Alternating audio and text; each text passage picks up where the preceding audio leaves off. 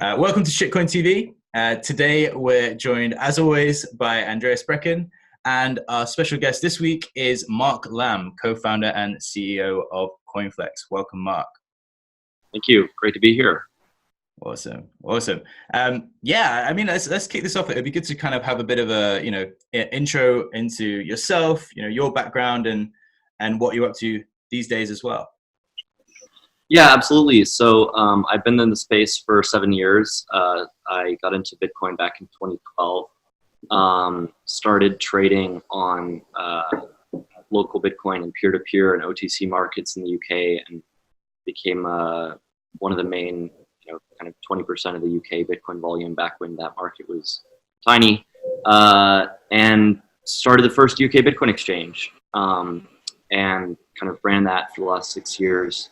And, a few years ago, got really into derivatives, realized there was no one doing physical futures, which obviously is the main way traditional futures work. And so I created CoinFLEX, which I then spun off with a bunch of investors, and it became CoinFLEX. So that's kind of the abridged version of my background. Very cool, very cool. And for those of the shitcoin.com audience that maybe are not too familiar with how derivatives work, can you explain that a little bit more and break that down? Yeah, absolutely. So a futures contract is basically, you can kind of think of it similar to a mortgage or a credit card or some kind of leveraged instrument.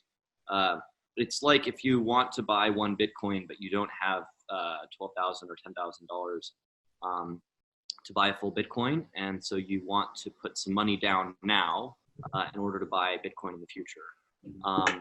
And the way most of these derivatives markets work on platforms today, so BitMEX, OKX, CME, is they're cash settled. So what that means is basically the exchange takes an index price at the time in the future that your contract expires, and basically settles the difference between the buyer and the seller. So there's no actual Bitcoin and dollars being exchanged, just either dollars or in the case of the CME, or Bitcoin in the case of the crypto native exchanges, is basically being passed forth by buyer and seller. So like on BitMEX, you can speculate on the price of Ethereum against BTC, but you can never get Ethereum. Correct. Yeah, you can speculate on the ETH to BTC price or even the ETH to USD price, but you can never get Bitcoin. Or never get Ethereum. And when you speculate on the Bitcoin price, you can never actually settle the contract by putting down cash and receiving Bitcoin. So our contracts actually allow you to hold to expiry and receive the Bitcoin you're trying to buy. So this is not that a lot of traders are using derivatives to speculate short term, which is really a major point of derivatives. But the problem is when you're doing that, you have this risk of being manipulated, because the contracts are actually not, tied to physical Bitcoin markets. They're not tied to spot. They're tied to one or two spot exchanges. And so if you can move the price on those 1, 2, 3 spot exchanges by selling a large amount for a small period of time, you can actually manipulate the derivatives markets. And it's very easy to do this if you have capital. And that's what they did that's what happened on BitMEX. Somebody did a very large trade on Bitstamp. Yes. So now we don't know, you'd have to be Bitstamp and BitMEX to know if this was the case. But allegedly this happened on Bitstamp a few weeks ago, where someone sold $40 million worth of Bitcoin in minutes and moved the price by 25%. And then obviously what the manipulation play there was sell a large amount of perpetual swaps and futures contracts on BitMEX or CME, and then and do this slowly over a period of a day or two, and establish a large short position, and then just dump the price immediately on Bitstamp. And then you lose money on Bitstamp, but you make way more money on. And then all your counterparties on BitMEX, the people are long, they will now be liquidated because it happens like that. Correct. And because when it's happening, they might even be liquidated into your bids. So not only do you make money on the way down, but those liquidations you can make money from as well, because you might have had bids sitting on BitMEX or CME, and ready to catch those liquidations. So it's a very smart plan, but it's not actually that complicated. This is not rocket science. This is just, okay, I have money, and I can if someone has that money, they can do this. The other thing that's really interesting is, and very relevant to the title of this show, is this is possible to do with Bitcoin, but it's expensive. Not everyone has $40 million. It's very easy to do in the altcoin space, in the shitcoin space. So if you think about the liquidity of BTC versus the liquidity of BNB or Tron or Ripple or anything else, it's just much less. There's not, and if you look at some of the derivatives exchanges, there aren't actually many contracts on anything else other than BTC. So there's not a lot of liquidity. And that's really because altcoins are the advantage of physical is way more strong and way more apparent when you come into altcoin futures, because the spot markets, you can't tie a BNB future to a basket of multiple spot exchanges. Basically the only place, there's only one place BNB trades. But a physically delivered BNB future, now that's where it gets interesting. And so that's what we're creating. So we've created physically delivered futures. This is very good for Bitcoin because and very good for Bitcoin markets, because they create all sorts of things that can be done that can't be done with cash settled futures, but it's also good for the alternative space. Interesting. And so in terms of how you guys are working over at CoinFLEX as well, I saw that you launched Flex Token, right? What's the deal with that? And do you have more information on how that will work as well? Yeah, so FlexCoin is an SLP token. It's basically a fee reduction mechanism, and it's a trade-driven mining coin. So the coin has two main attributes. One, we burn 20% of the profits. We kind of buy into the order book and burn 20% of CoinFLEX's profits into FlexCoin. The second mechanism is if you spend 100 FlexCoin, you can get half off a day's trading fees. So this is actually different from a lot of the other exchange coins because it's regardless of your trade size, your trading volume size. So you could be a very, very large trader, and FlexCoin is going to be extremely valuable to you because you might be paying $1,000 a day in fees, and half off of that is $500. And so that divided by 100 might be worth a substantial amount, whereas a smaller guy might be selling FlexCoin or buying FlexCoin at a much lower price. So it's kind of a way larger players can make money from FlexCoin, but also it's got these two burn mechanisms. One is the redemptions, and one is the 20% discount. But what I think is the most interesting thing is the way it's issued. So this is not an ICO. We're not selling any. A lot of people have asked, "Oh, can I buy some OTC from you guys?" No. We don't have any to sell because we're not the main ones. We received small amounts for the marketing budget and some for an insurance fund, but we're not selling those, and we're not going to be making money from selling FlexCoin. We're basically using FlexCoin to incentivize early traders on the platform. So just like Bitcoin, it's mined over a period. This is over a shorter period, but a period over 2 years. 100 million FlexCoin will be issued to traders on the platform in exchange to anyone who's taking. So if you're taking liquidity from our futures markets, you receive FlexCoin for free. And then obviously you can sell it on the market. You can use it. You can do whatever you want with it. Interesting. Very cool. Yeah, I'm sure Andreas is interested. Maybe we could try and get that listed on SideShift AI. We're very excited about getting listed on SideShift.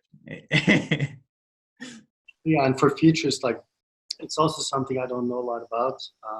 But one use case that would explain to me is it's really useful if you're a merchant that accepts BTC.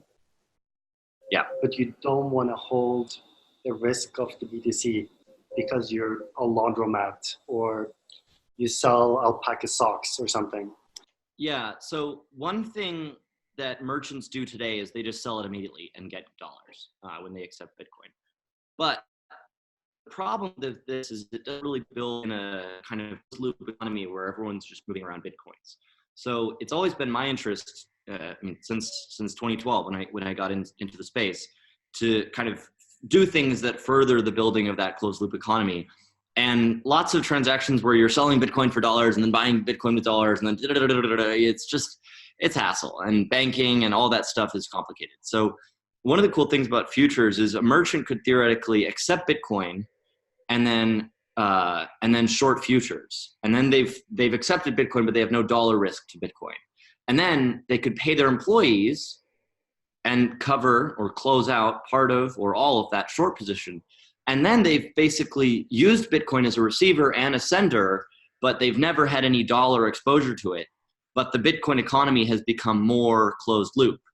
And for the merchant, they're doing that without risk. So I think this is not the sort of thing you'll see happening in like very, very wealthy countries, but I think people in poorer countries and countries where banking's harder to use and stuff like that, I think people are going to start to use Bitcoin plus futures in order to basically replicate the banking system.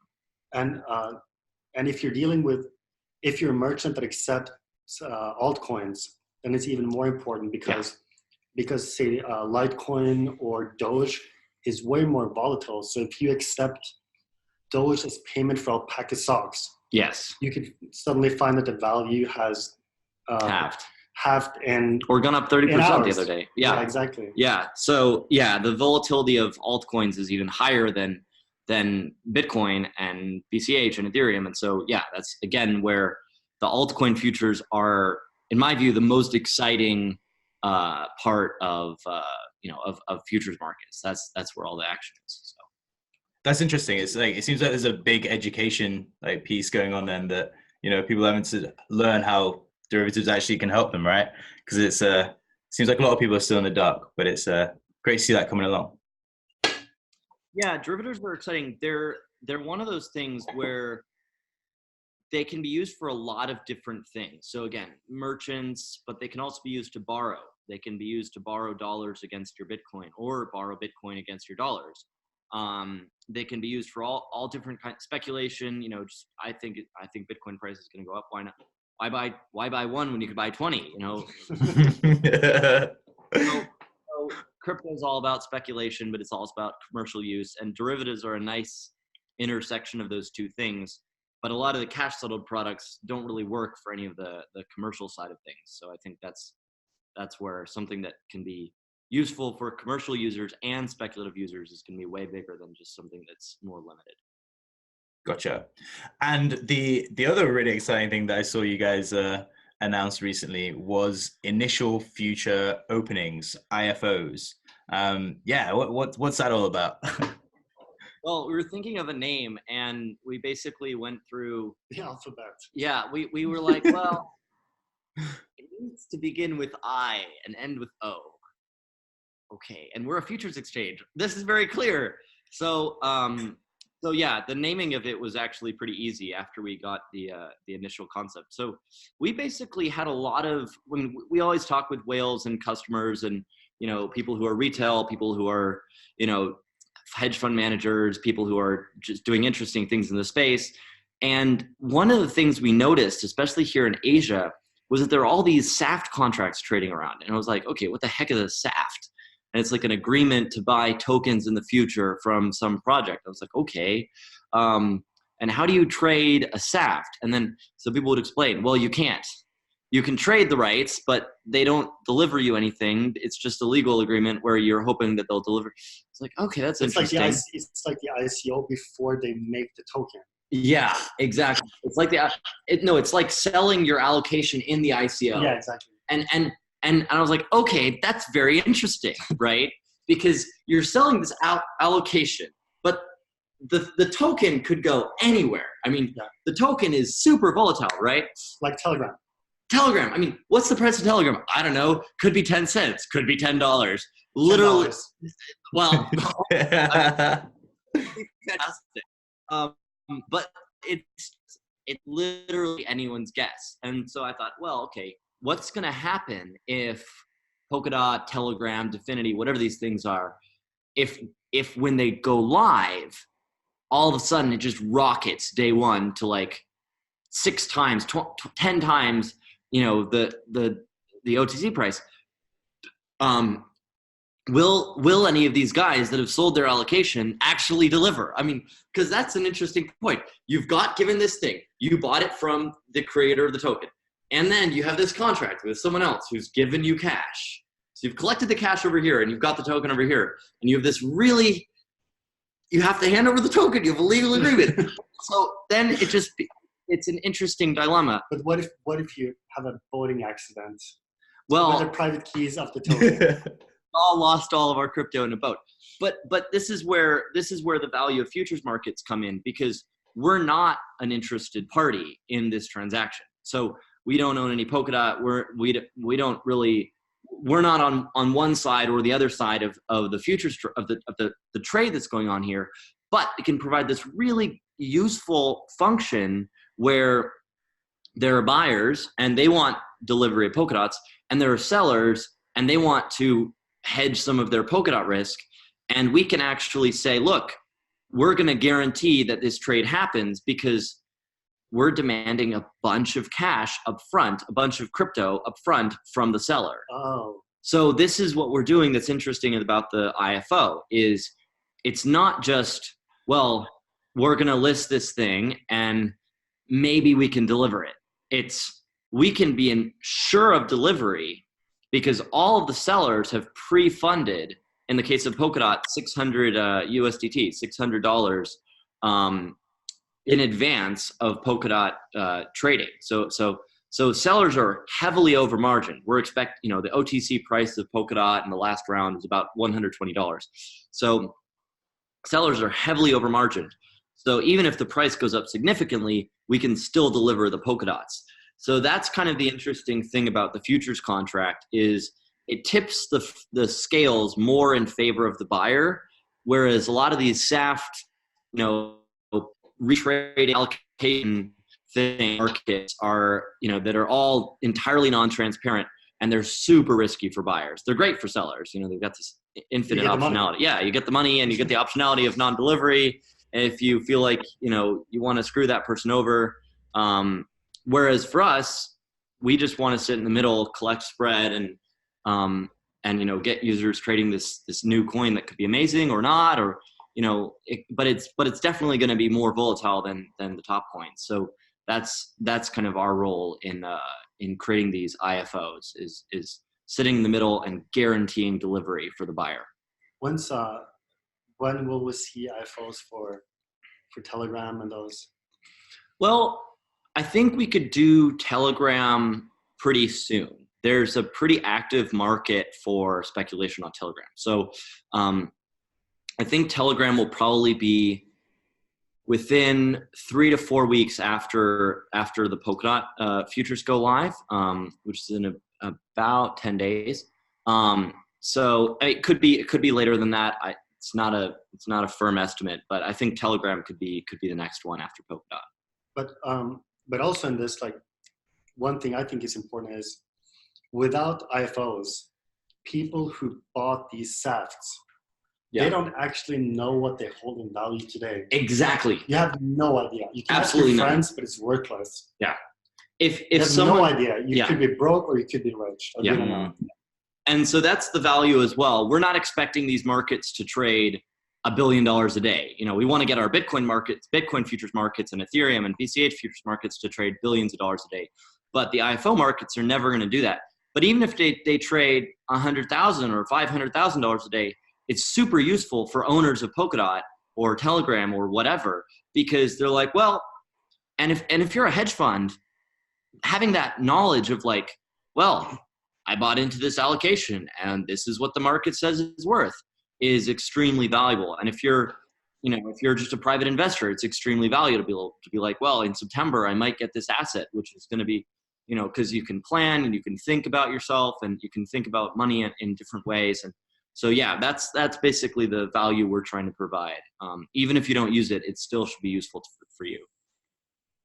That's amazing. Because I guess even, from the buyer side, it's amazing. But then also like from the buyer side, I mean, the person that already holds the the allocation. But then for someone who hasn't had any insight into that, it's pretty great because they can actually get in on that Telegram ICO, right? Like, which is something that was previously totally out of reach. Like, you're not going to be able to get in on that. Yeah, because they were at least officially only taking wires. So if you couldn't get in, then now you can get in. Yeah. So this is a problem, is like accessibility of these things is basically only rich people. You can only get any of these contracts if you're doing minimum of 100,000, some cases 250,000, $1 million, whatever. I mean, Leo was $1 million. A lot of these coins, a lot of these transactions are very, very large. So for retail and for smaller guys, or even just wealthy people that don't want to spend $100,000 buying Polkadot, but wouldn't mind spending $1,000, or don't want to spend 1 month doing KYC. Bingo. Yeah. I mean, this is every part of this is where a futures exchange is supposed to be adding value, because we can automate the process, we make it more transparent, more accessible, easier to use, all do it in one place, and you can trade it in real time. So if Polkadot goes up a bunch, you can actually sell it. So all the way up until it goes live, and then you can get it delivered to you. So yeah. Amazing.